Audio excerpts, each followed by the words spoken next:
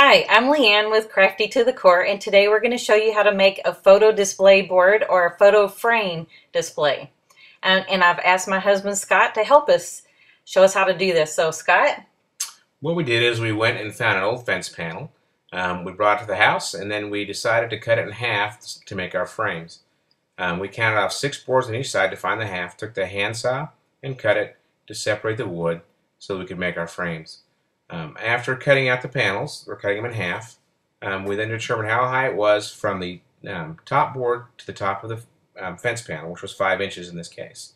We then, to balance it out, went to the bottom board and measured out 5 inches. Now, I use a framer's speed square to mark off those 5 inches so we could make our cut. Now, a lot of you won't have a framer's speed square at home, which is okay.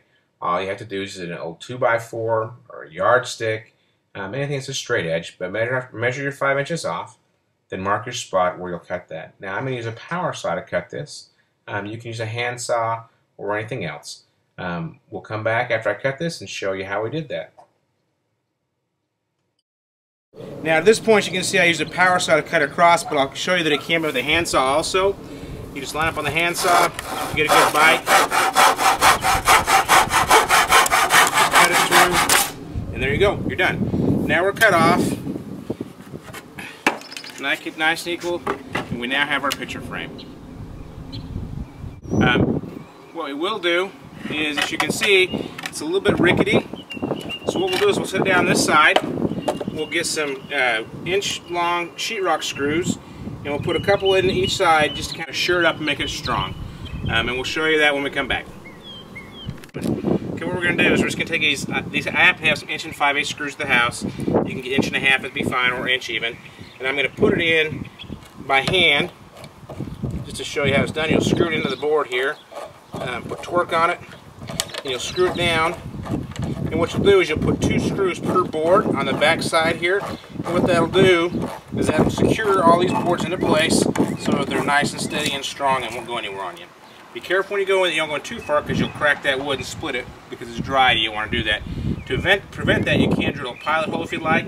I'm going to come back to this power drill, which will make it a lot easier. Now I'll show you what that looks like when I'm done.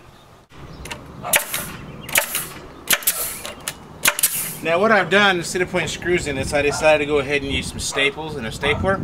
Now a lot of you aren't going to have a staple gun, so screws will be fine. But if you happen to have access to a stapler, I'm using 1-inch staples.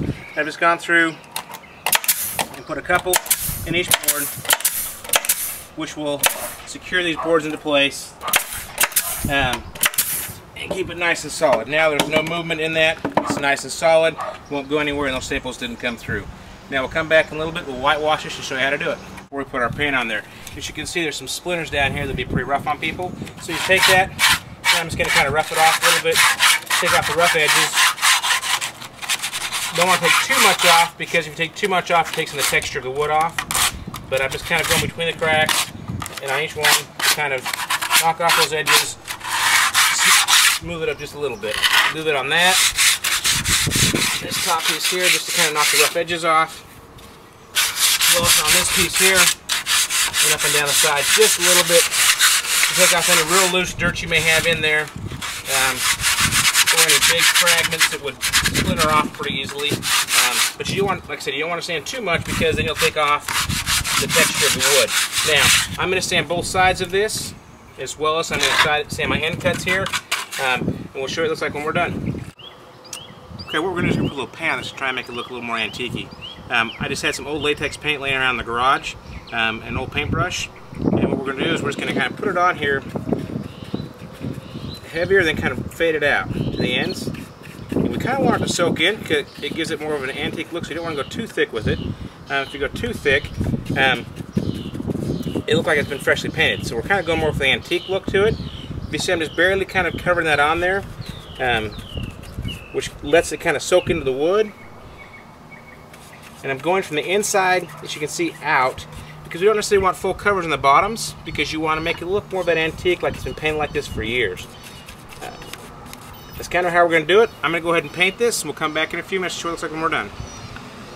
Alright, as you can see, we're almost done here. We're just putting a little more paint on. Be aware that this wood is so dry that it will absorb a lot of your paint. It's taken me about 5 to 6 minutes to paint all this to this point. I've got some spots that are a little bit heavy.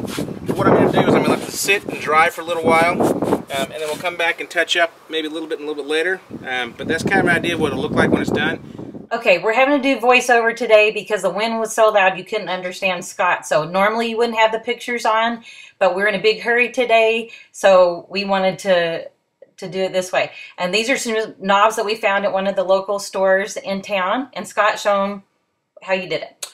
What we're going to do is we're going to use 3 different knobs on this board. We're going to space them out, 2 on the outside and 1 in the middle.